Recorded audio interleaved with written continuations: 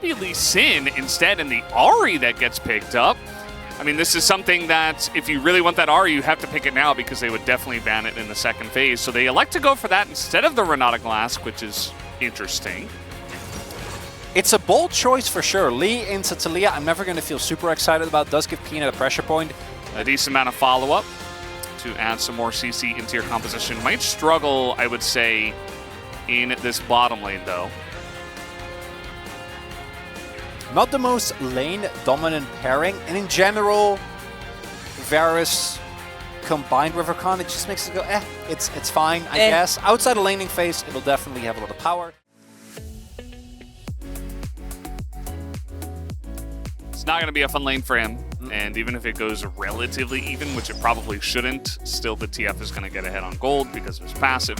You have a very early gank flash on into Viper, but a very nice headbutt and a pulverized Viper still does have to flash. The Sejuani and Aatrox can maybe make a play, although Peanut is up here already, in fact, in a very aggressive spot. Ooh. And now Zeka going to spot Cuz, but will be forced to... Never mind, actually. It doesn't have Spirit Rush at all. Now he's just going to get in there aggressively. His immediate ult comes in to stop Doran on the ult himself, as another charm will have to be flashed.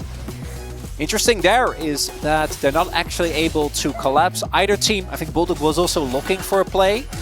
Oh, the flash forward, and it should be good, but no follow-up here from Peanut as rocks hit the ground. And yeah, that's the Lee Sin and Taliyah you were talking about. Now going farther ahead, Cuz was in the enemy jungle, as Fate's Call will have to be used. Might even try to go for the 2v3 here. They do have the follow-up from Peanut from the river. Did he invest his flash there? Because even with him getting taken low, as Doran is ghosting aggressively. That's not a gold card.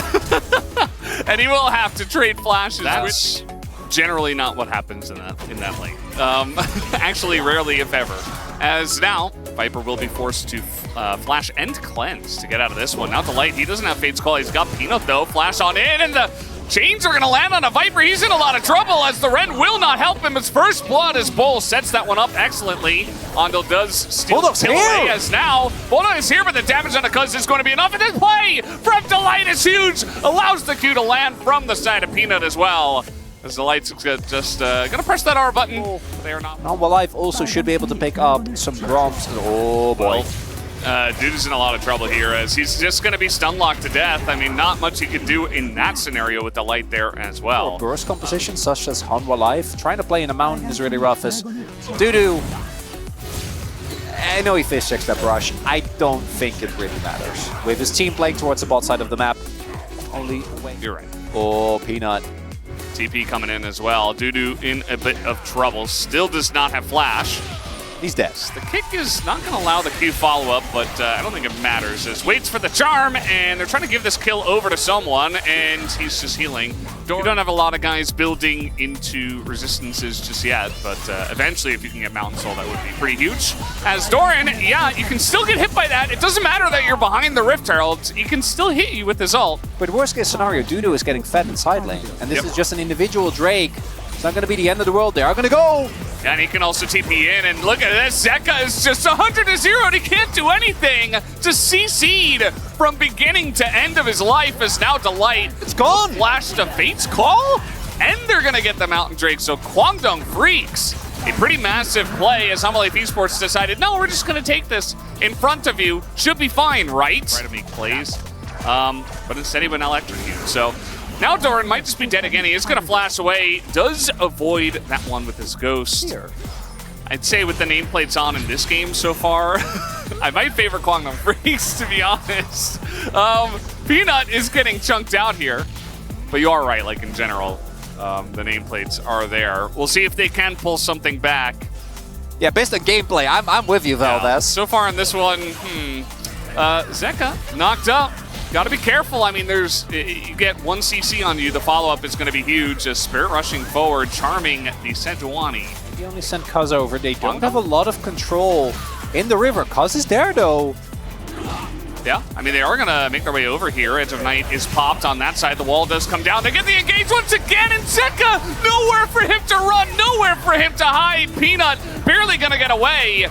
as the jungler of Hanwha Life is so low. Viper doing his best to try to carry this one. Bull does get pretty low, but that's Delight now flashing away. Dudu trying to go on a 1v2 here. Not looking good for him. He is going to be taken out, and those 2v1 heroics from the side of Hanwha Life might just do it here, as the Drake does go over to Kwangdong Freaks, though. Can they get away with this Mountain Soul alive is really the question. Pushing forward as the stun here onto Delight is good, but a bit of hurt place here for the side of Bulldog, cuz just desperately wants to survive, but again,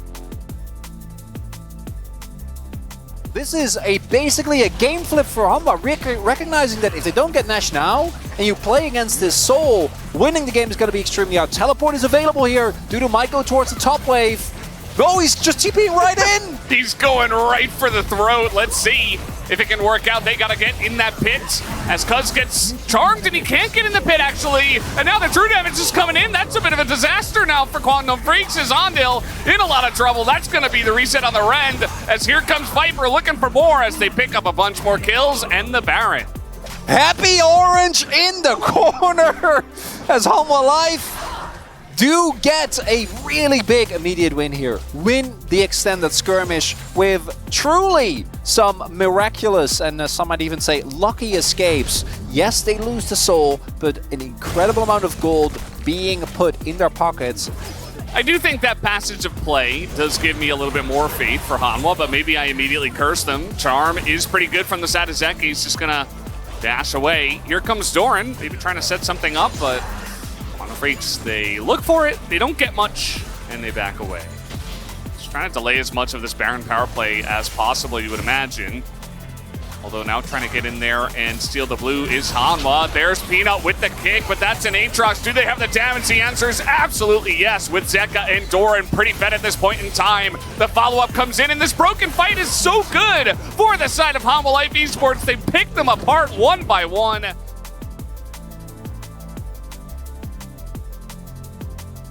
Lee and Ari in particular, the amount of mobility they have is unmatched. That might just be it. Game is just over. Okay, well, he's got the Zhonya's. He is going to delay some time, but oh, I'm not sure about that headbutt. Might not matter as the autos come in from the side of Doran. The turret will fall as long as they hit the Nexus. Hanwha Life Esports will end the game in 27 minutes.